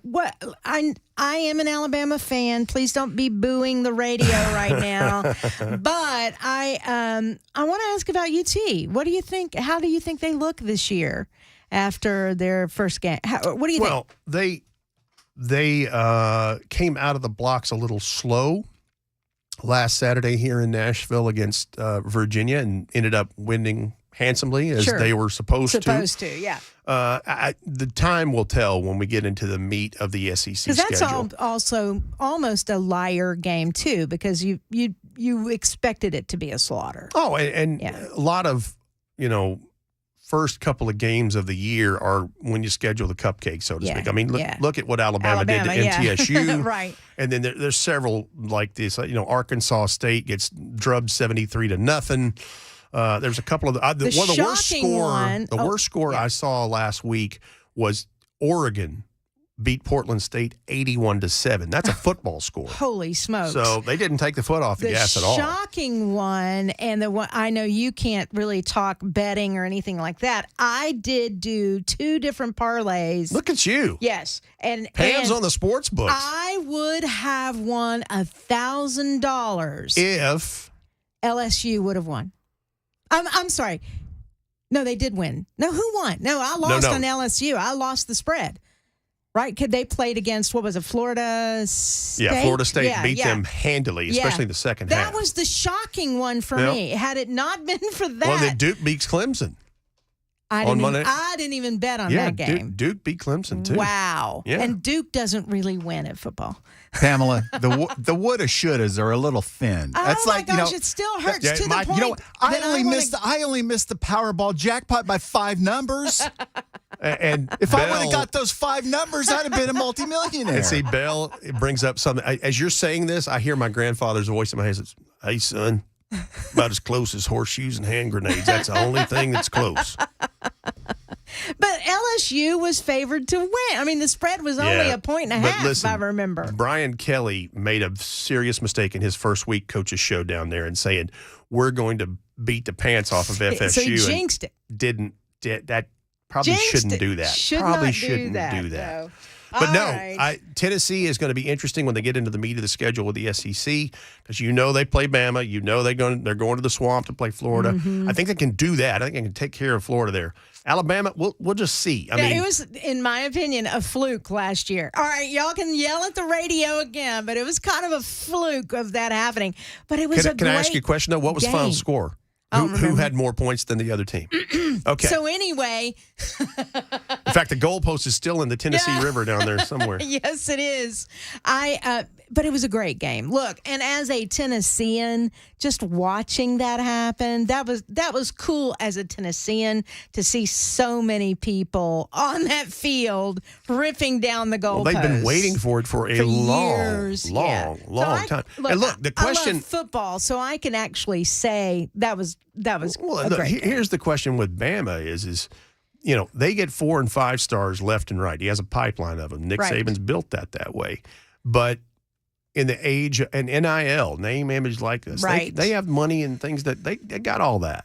But at some point, everybody, the NIL stuff and those kinds of things in recruiting kind of evens the playing field. It's the wild, wild west in college football. It really is. And you're seeing some, unranked teams beating, really good teams in this. And again, it's early. It is early, and these things are kind of like a chameleon. It changes its colors and spots and the way it looks throughout it. The NFL season does the same thing, especially after the first month of play. Right. So it's just a moving target in this thing. Here's what I know. Football is back, and all is right with the world. And Hallelujah. One thing I'll say, and I know you probably got to go to break, but really cool thing that's going to happen prior to Sunday's game in the Superdome. It's been announced this afternoon that a former Titans linebacker, Tim Shaw, who was named a Titan for life, he was diagnosed with ALS back in 2014, back when that ice bucket challenge was real big and everything. Yeah. And then there is a New Orleans Saints player, a safety, Steve Gleason, who also has ALS and was an integral part of their defense in the year that they won the Super Bowl back in 2007, 8, 9, somewhere in there. Both of those guys will be the honorary team captains for the coin toss. Nice. In an effort to raise awareness and funds for the fight against ALS. Nice. Very cool moment prior to kickoff of the 2023 season for both of those teams, and Titans Radio will be there ready to go. We're on the air at 11 a.m. Central on Sunday morning and have a great Titans countdown lined up. You'll hear from Derrick Henry, Ryan Tannehill, the general manager, the head coach. It's a star-studded show. It'll be a quick hour kickoff with Mike Keith and Dave McGinnis, and we're excited. Excellent. Not a lot of sleep this week. Yeah, that's the way this not. works. And so we'll fly to New Orleans tomorrow afternoon and get ready for Sunday. Here we go. Excellent. Thank you so much, Rhett Bryan with Titans Radio. It's 1:51 on Super Talk 99.7 WTN.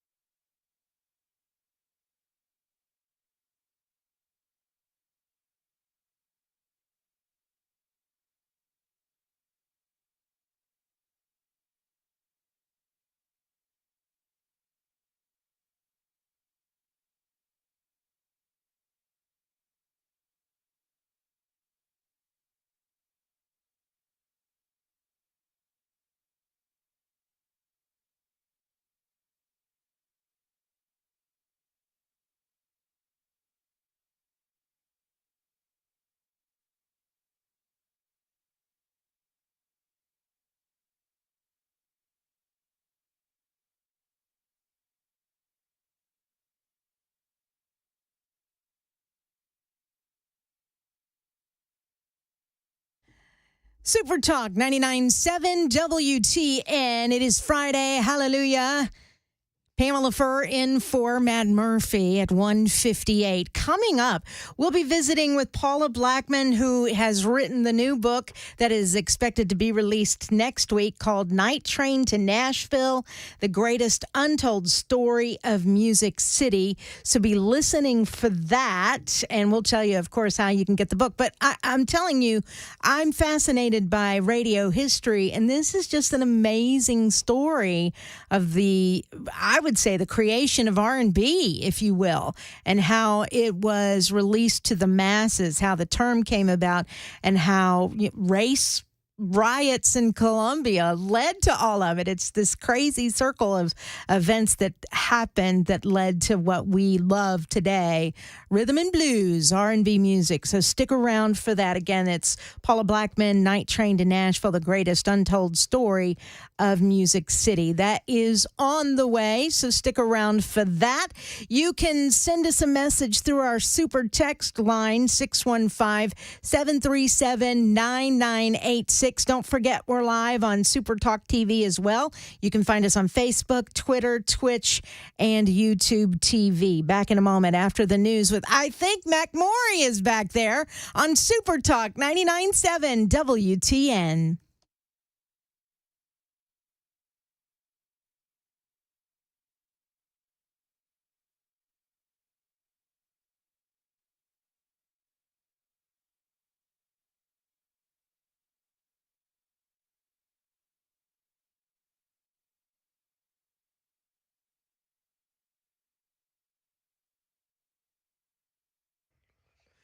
It is 2 o'clock. I'm Mac Maury with your top stories. Right now, 81 degrees in Nashville, looking like a weekend full of clear and sunny skies and highs in the low to mid-80s.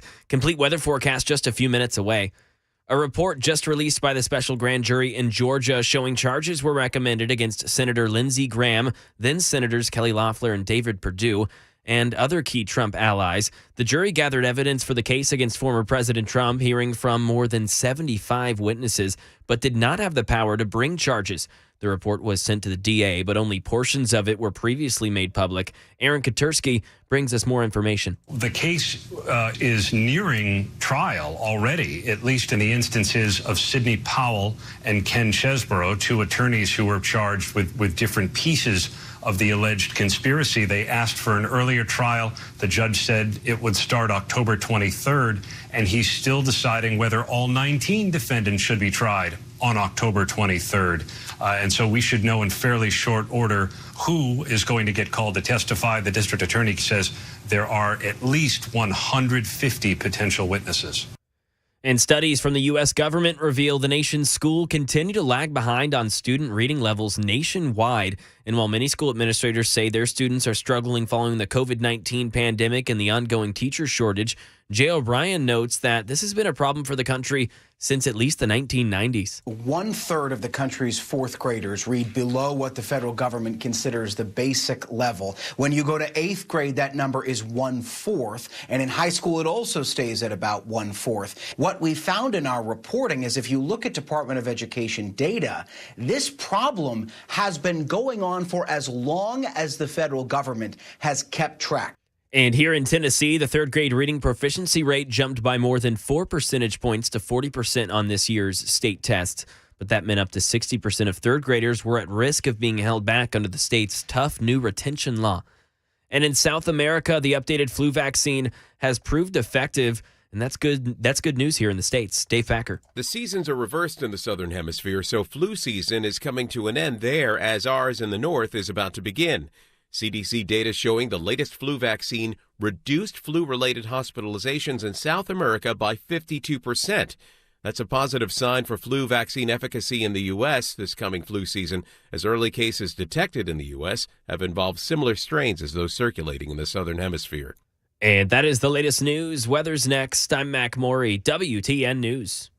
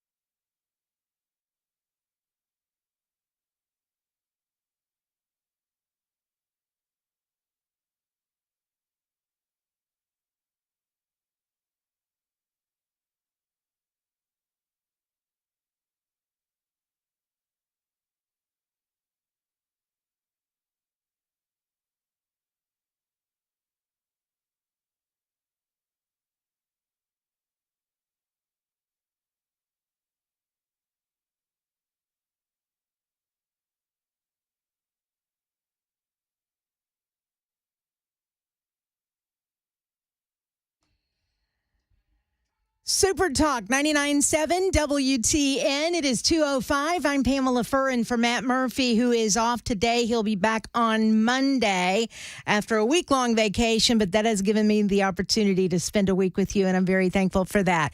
Right now, I want to welcome into the studio Paula Blackman, who has become a friend, and I think you will just enjoy hearing from her and hearing her story, her family's story of being very, very involved in how a music format changed the world. How's That's that? right. Perfect. Thank you. And thank you for having me here. You're welcome. So your grandfather is E.G. Blackman, or Gab. That's right. Blackman. That's and right. If you don't know that history, I'll try to tell it just a little bit and then let you actually tell the story. So that we do have a competing radio station, but back in the day, WLAC and WSM were really the big stations out of Nashville. That's and right. the call letters that everybody knew. And at night, you could hear these stations all over the country, and in some cases, other countries as well, because that AM signal could just reach everywhere. And at night, WLAC played R&B music that no one else was playing, and these DJs became very famous because of that. And they used to sell records that they would press. I think Randy Wood used to do that, and people in Gallatin will be familiar with Randy's Record Shop and, you know, all of that. So all of that started with your grandfather. It sure did in 1946. And in 1946, in the southern United States, the cities were segregated. Right. And nobody, not a single station in the entire country of any reach, maybe there were a few little ones that were like in garages or whatever. Right. But there wasn't a single radio station in the country broadcasting what was then called race music. They called it race music. That was what it was called. No kidding. Some people called it sepia records, and some people called it the devil's music. It was, Right. It was taboo, and that's kind of putting it mildly. Yeah. It was, considered too low class, too dirty, just too avant-garde for the general public, for the airwaves in 1946. And so your grandfather started working in sales That's at right. WLAC. He came from, people will remember the name Castor Knott. Yeah. He came from Castor Knott, started working at WLAC in sales. They kind of wooed him over. Right. Well, And he realized there was a market for that dirty music. Right. That Well, devil's music. That's right. Well, he actually went from Castor Knotts to the Nashville Banner. And gotcha. back in the day, there were two newspapers in Nashville. One came out in the morning, and that was the Tennessean that's still in business. And then the Banner came out in the afternoon. And he left Castor Knotts and then went to the Banner, became a salesperson for the Banner. Now, And didn't you tell me that there was also a third newspaper? Yes, the Globe. That was the African American newspaper. See, and I had no idea that there was an African American newspaper here in Middle Tennessee or in Nashville. That's no right. clue. That's so right. That back in the day, in the 40s. Well, it was a very booming community. They had a really vibrant business community along Jefferson Street. And we can get into that a little bit more. But to tell you how and why that whole broadcast started, if you listen to some of the interviews and some of the published accounts that are out there about why WLAC launched this R&B genre, you will read that, well, it all happened by accident. The story goes, one night, these two black dudes, is what the story says, somehow managed to find their way in 1946 inside the Third National Bank building in the middle of the night. That was locked. The elevator required an operator with a key to get to the top floor. So you're not going to accidentally get into that building. Exactly. So what's the truth? What's the real story? Right. So the real story is the FCC had just announced that they were going to release a television license for Nashville. And there were 3 radio stations in the city, and WLAC was the third in a 3-station market. And to put it mildly, let's say they panicked. Mm-hmm. There was this perception that television was going to destroy radio, because back in that time, back then, radios weren't transistors. They weren't necessarily in cars. They were these big boxes that sat on tables, and entire families would gather around to listen. Right. And so the perception was, who's going to gather around to listen to a box when we can gather around and listen to a box with pictures? And so they were, they really believed that radio was going to die. Right. Yeah. That was going to be the end of radio. Yeah. And so my grandfather, because he'd been working in sales at the Banner and had come there from Castronauts, he knew the reach of WLAC, and he knew that no one was broadcasting to the African American community. And as it turned out, 80% of what was then called colors, 80% of the Black community in the entire United States fell within their nighttime listening demographic. And so he had this idea that if they targeted this market and they broadcast the music that nobody else would, then he could own that market. Mm-hmm. And they did. Yes. They did. Now, how did the race riots in Colombia come into play? Because you and I have had conversations about that. Right. That was actually quite fascinating, because exactly at the same time, I'm talking like within a matter of days of the FC making this announcement. First of all, Gab thought he wanted to get into the television business because he considered himself an advertising man, not a radio man, not a music man. A money man. Yeah. And they would only let radio stations apply for television licenses. And so he thought, wow, WLAC's been chasing me. If I go to WLAC and I can turn the station around, then I can get into the television business.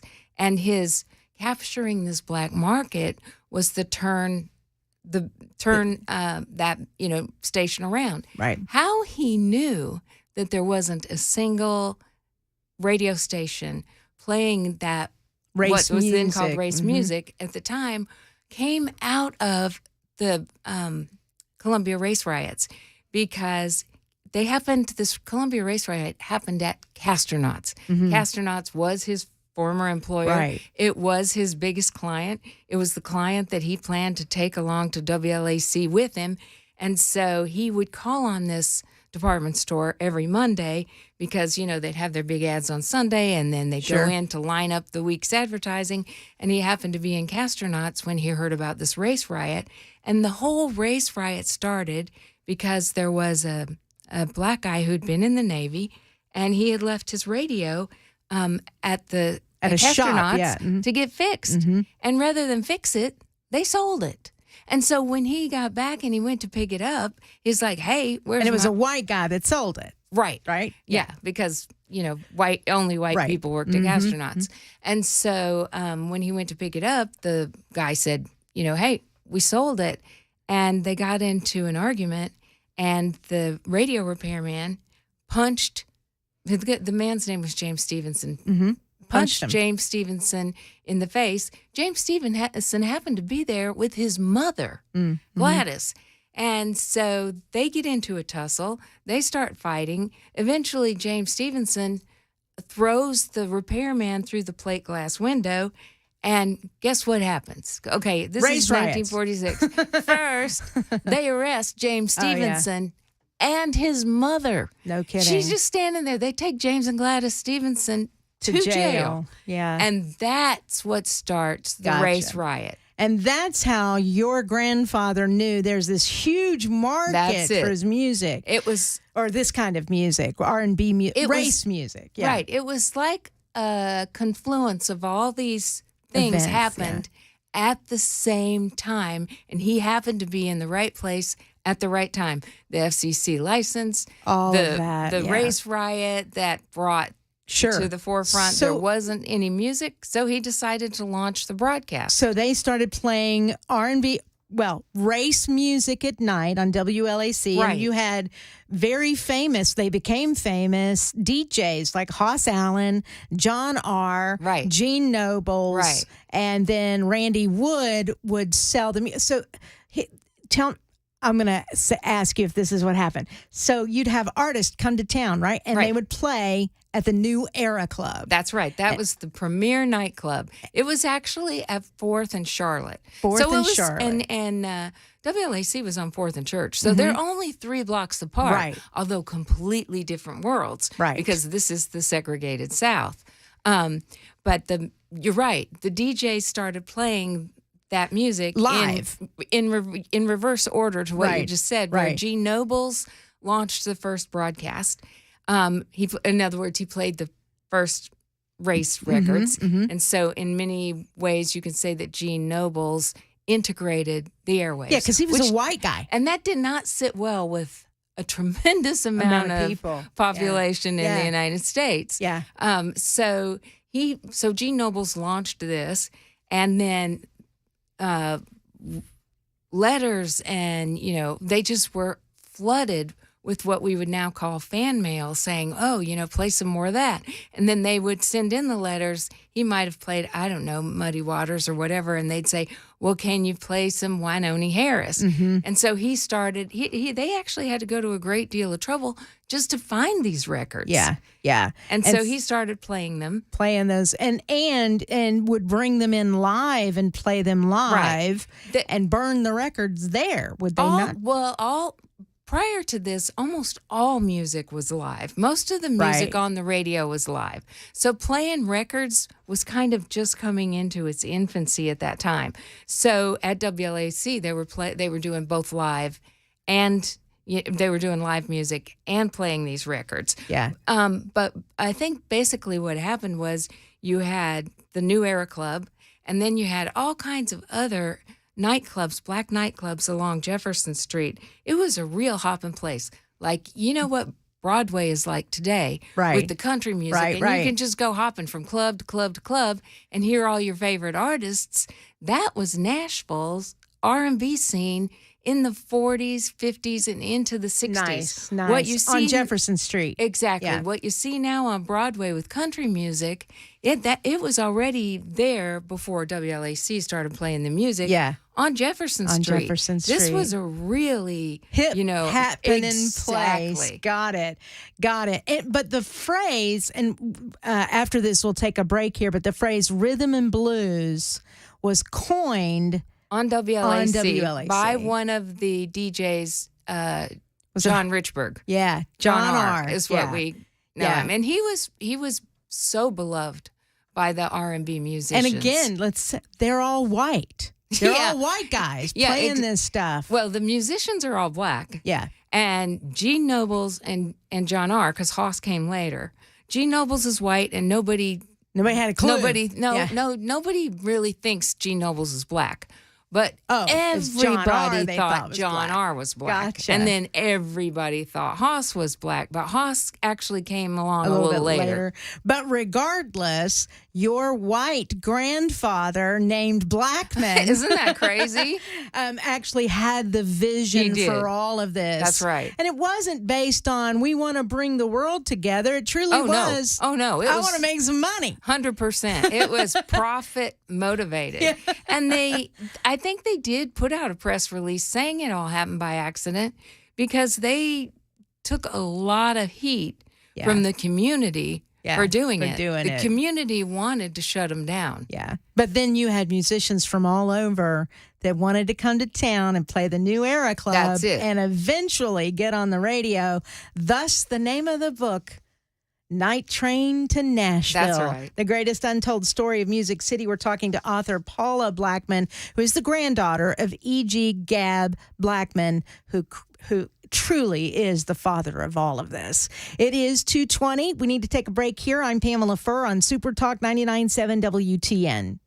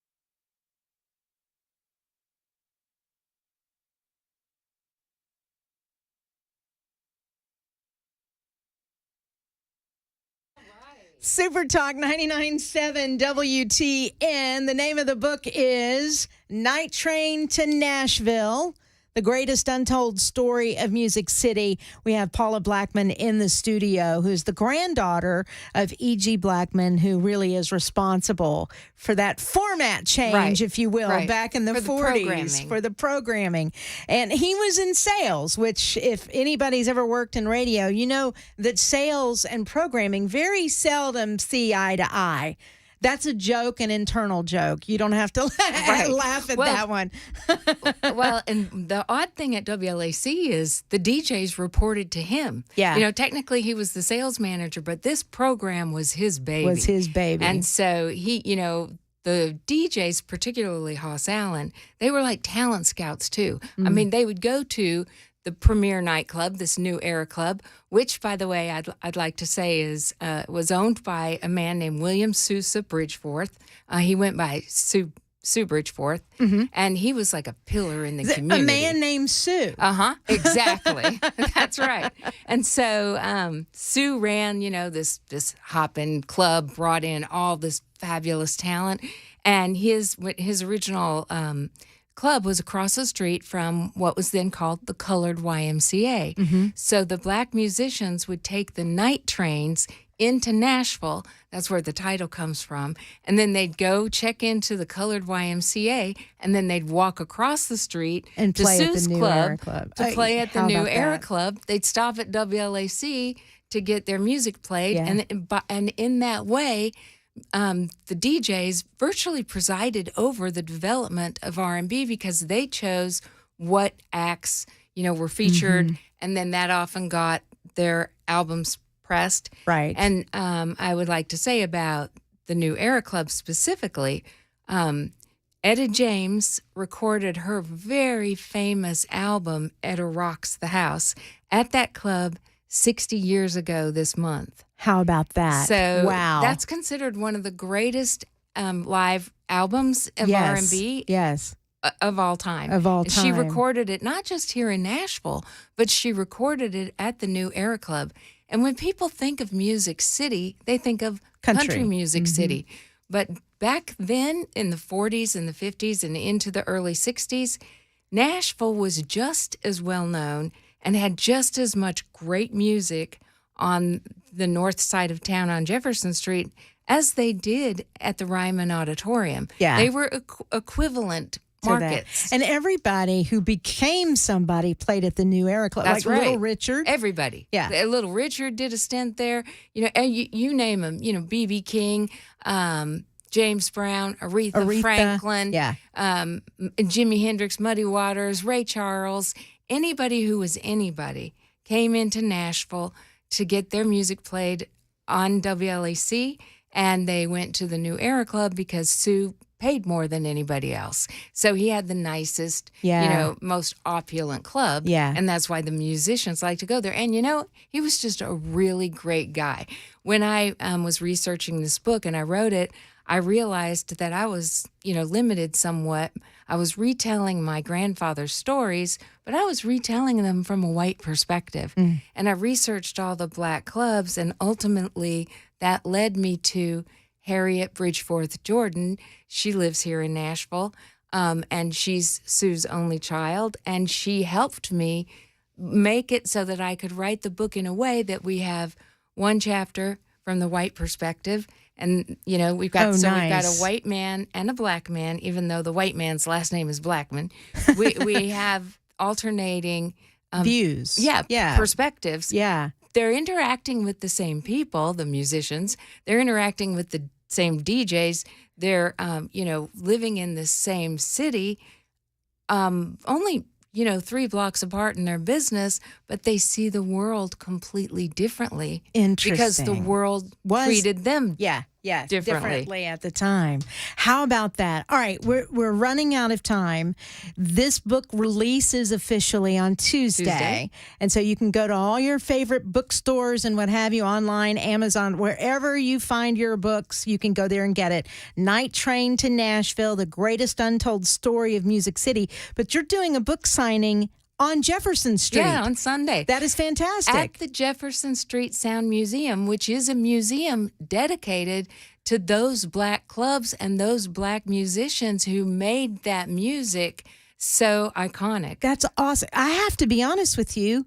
I don't know about that museum. You have to Shame come on take me. a look. Yeah, you have to come. Sunday I'll be there from 3 to 5. 3 to 5 and signing you can hear, books. Excellent. more of the story. Excellent. All right, we will be there. Thank you, Paula Blackman, the you, granddaughter of E.G. Blackman, or Gab, if you ever That's see that. right. Gab Blackman, Night Train to Nashville, the greatest untold story of Music City. I love country music so very much, but it is so interesting to me that the history of Music City is not just country music. It is all forms of music that were created here. I love it. All right, it is 2:30. It's time for news on Super Talk 99.7 WTN.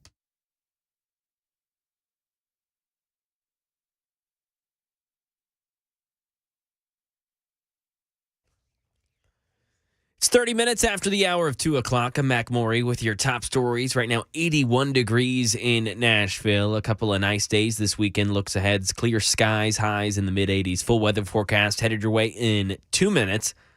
Low expectations from the EU ahead of the G20 meeting in India.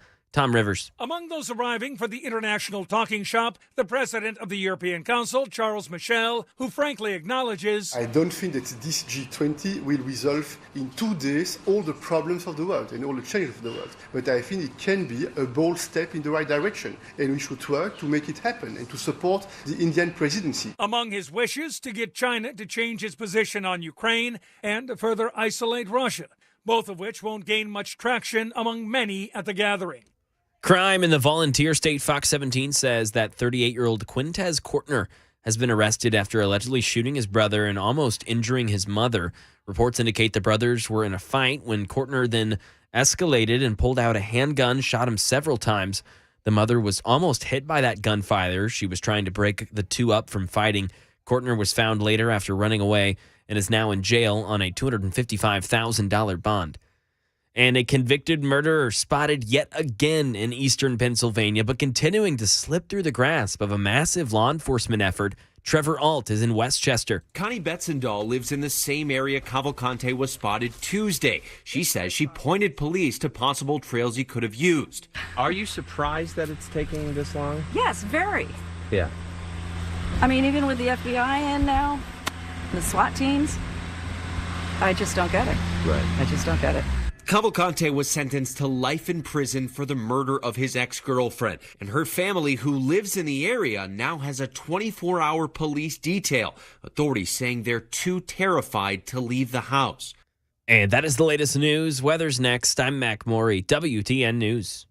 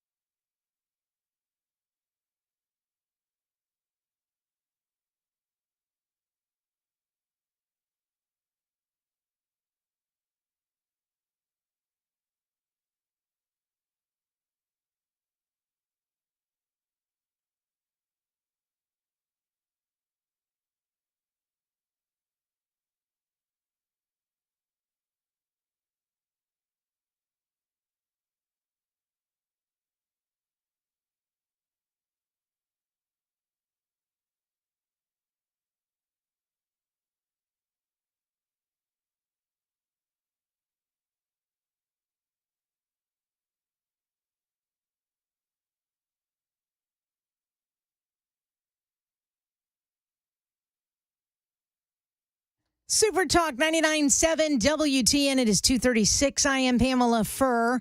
I am in for Matt Murphy, who will return on Monday.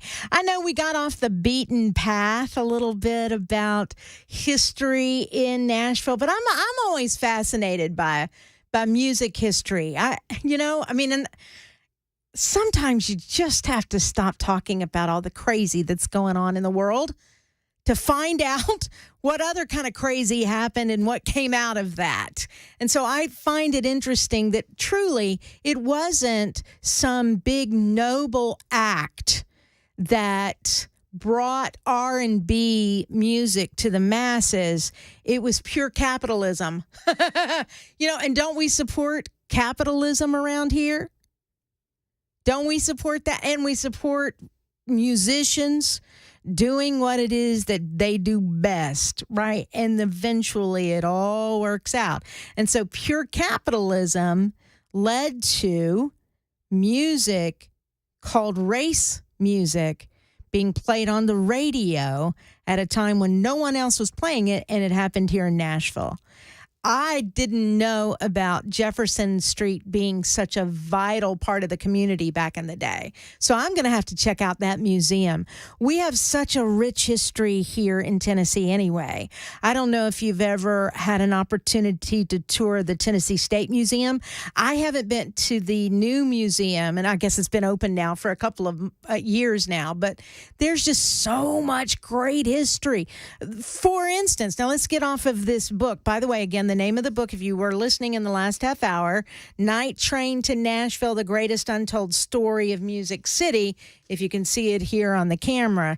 The book will be released on Tuesday, and there's a book signing at this museum on Jefferson Street. But one of the things, too, that I found so fascinating as somebody who was not born in Tennessee, but got here as soon as she could, right? I'm a North Carolina girl for me, but I didn't realize how important whiskey truly was to the history of the state of Tennessee.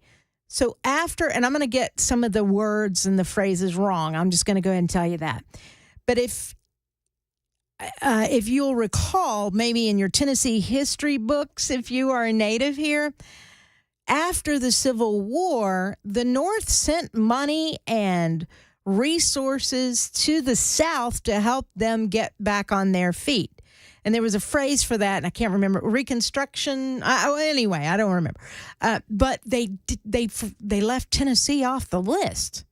Tennessee pretty much had to fend for herself. And what kept Tennessee going was the whiskey trade and Jack Daniels and George Dickel. I think actually it was probably more George Dickel than Jack Daniels. So you will see in the Tennessee State Museum old, jugs that they would put this whiskey in that has the George Dickel stamp on it, if you will. But if it weren't for that trade, Tennesseans would have starved to death. Tennesseans would have been very hungry during that time after the Civil War. So thank God for that, right? And I never, as a Christian, don't drink, whiskey is bad. Thank God for it. And back in the day, not only would you use whiskey for, getting your buzz on, it was for medicinal purposes too. Back in the day. That's what I tell people. I'm using this for medicinal purposes. It was used for medicinal purposes. I mean, they didn't have the understanding of chemistry and biology to realize it wasn't really effective, right? But they were using it with the intent of bettering people's physical condition. Right. So, thank God for all of that. So you can learn so much about your history here in Tennessee. And if you've moved here from other places, I encourage you to go to the Tennessee State Museum. I encourage you to go to the Country Music Hall of Fame. I mean, you're thinking, I hate country music. But the truth of the matter is, because of country music, Nashville, Tennessee is a thriving city. Because of R&B music, Nashville, Tennessee is a thriving city. You know, there's the African American Music Museum that's downtown. I've yet to go to that, and I do want to go to that. But the Tennessee State Museum is fascinating. You know, at one point, Tennessee was actually Western North Carolina, as I recall. That's interesting to me. So look at, I don't know what you find interesting, but that's what I find interesting when I just want to escape from all the crazy, when I want to escape from all the doom and gloom. You know, I know that we can be in this little bubble sometimes of politics.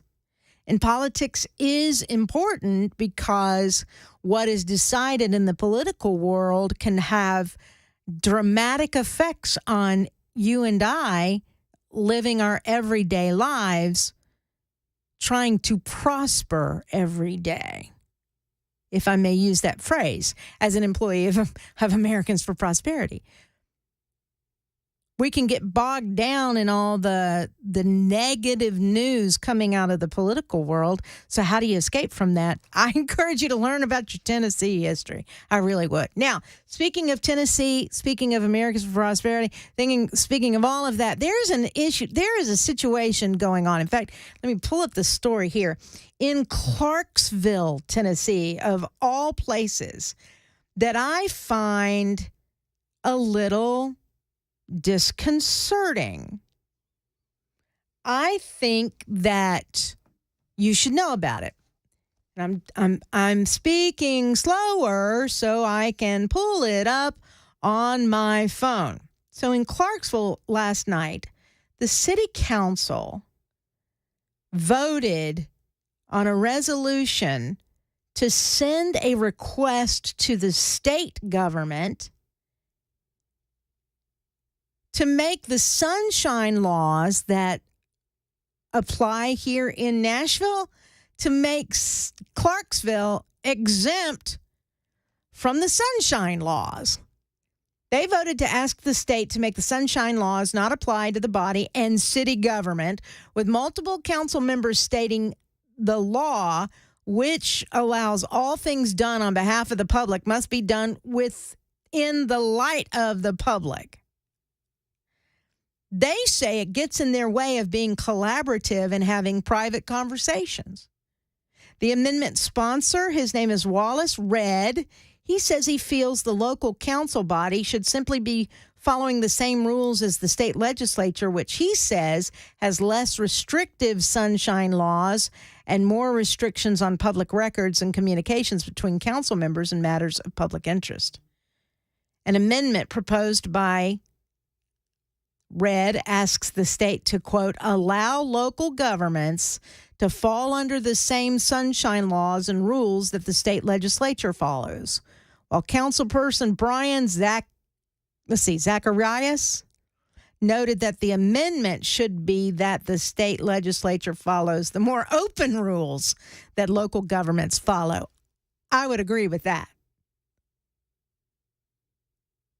Redd did not change the direction the amendment flowed and opined that local government should not have to follow the current state sunshine laws, which requires all conversations, all decisions, and all communications be open to the public. Look, the bottom line is this. More sunshine means a more informed public on what your government is doing. We don't want government behind closed doors, do we? They are there working on our behalf. We should know how, right? I believe in sunshine laws. There was a story, and I'm not going to use names because I'm not sure if it is the police department or if it is the sheriff's department. I'm doing this from memory. There was a story, I don't know, a couple of months ago that the daughter of someone within the upper echelons of this law enforcement agency, whether it was police department or the sheriff's office, but the daughter was arrested. And so that person, whether it was the sheriff or the police chief, again, not sure, had started advocating for not releasing mugshots anymore. Oh, we need to outlaw this. This needs to be outlawed here in Clarksville or Montgomery County. And I'm thinking, have you lost your mind? Look, as someone who's been arrested before in her lifetime, I don't want my mugshot out there. So therefore, I should probably not get arrested. That probably shouldn't happen anymore. But you can't just pass laws simply because you're in power and somebody in your family has now done something wrong. So this seems to be a wave that is happening in Montgomery County, or at least in the city. So I don't know if you know that there in Montgomery County and Clarksville, but if this is the wave of the future there's a problem. If they want more things covered up, if they don't want to abide by sunshine laws, there's an issue there. Now, I don't know where this is going to go with the state legislature, but they did pass this last night, this resolution to ask the state.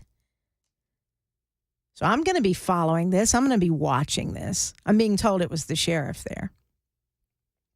Another super texter, by the way, you can super text or call. We won't have a whole lot of time, but 615-737-9986.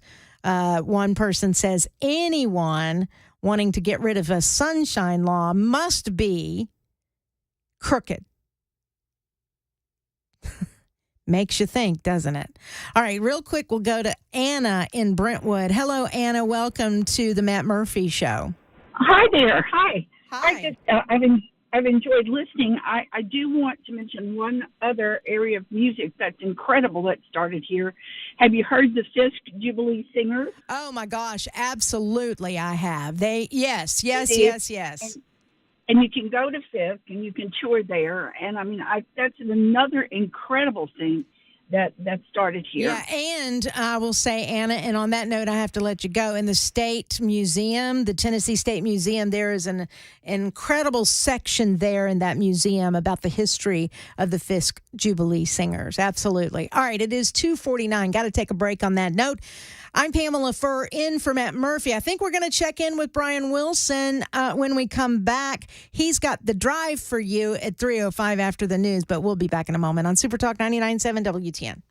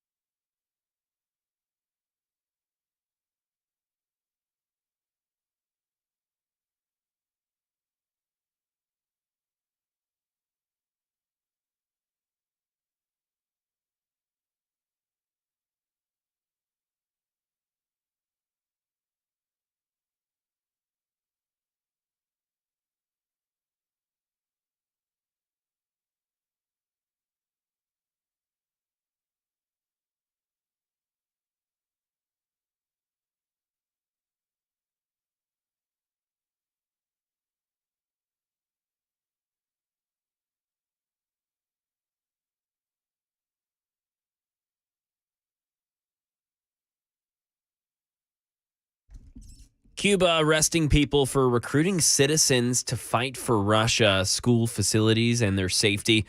Test scores among students nationwide, and a missing woman in Tennessee. Those stories and more, 3 o'clock right here. Super Talk 99.7 WTN. Thank you very much, Mac Morey. When the moon hits is Mac Morey. All right, I just had to do it real quick one more time before the week ends. Meanwhile, we check in with Brian Wilson on the drive. Hello, Brian. What's coming up? I know it is Phone Your Farb.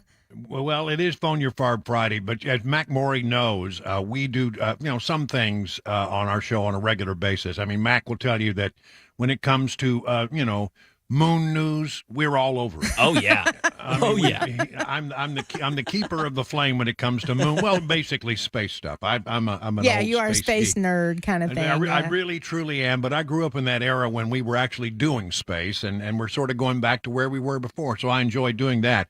But the other thing that I think is a hallmark of the drive is that we never miss an opportunity to tell you a story about critters, and I have a huge breaking story here. A breaking critter story. That's right. All Flamingos have been spotted in Tennessee. Like real live ones. Yeah. Like the Hurricane real thing. Idalia apparently blew the birds off course, and they have been spotted in Tennessee and in other unusual parts of the country where they are normally not seen. Big pink birds have come to Tennessee. Not the plastic ones. No, we're talking real about deal. real birds. In fact, the folks with wildlife say, flamingos are rarely aggressive toward humans, but they shouldn't be approached because flamingos are naturally afraid of people and may attack if they feel threatened. Note to self, if there's anything I'm going to learn on this Friday, September the 8th, is do not approach the flamingo. That's right. We've got other kinds of news as well about the latest on the investigation into Hunter Biden. 2024 news is pretty good today. Whole lot to cover on the drive. And then not one, but two versions of Phone Your Farb Friday. Excellent. All right. Thank you very much, Brian Wilson. It all begins at 3:05. I'm being reminded also that I did not do a segment of Cougar Chow. I don't even know what that means. All right. Bye. See you guys later.